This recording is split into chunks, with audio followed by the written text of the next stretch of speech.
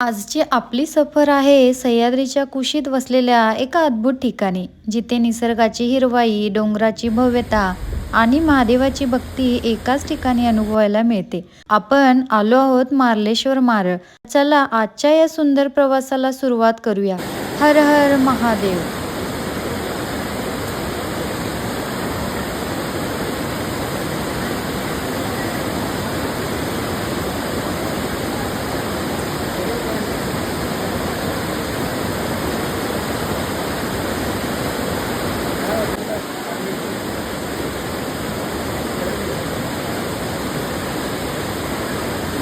डोंगरांनी वेढलेलं हे ठिकाण निसर्गाच्या सौंदर्याने नटलेलं आहे.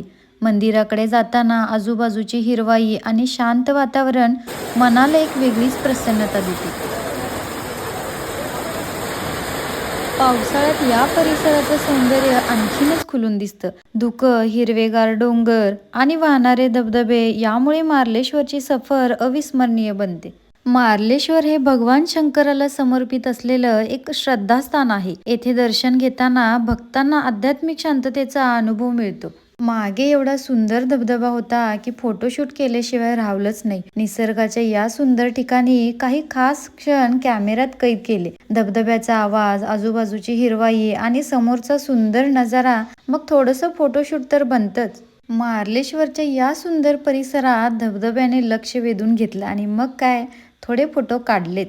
मार्लेश्वरचा निसर्ग म्हणजे सह्याद्रीच्या कुशीतला एक सुंदर अनुभव. चारही बाजूनी हिरवाई, उंच डोंगर, वाहणारे धबधबे आणि थंडगार वारा. हा नजारा पाहताना मन अगदी प्रसन्न होतं.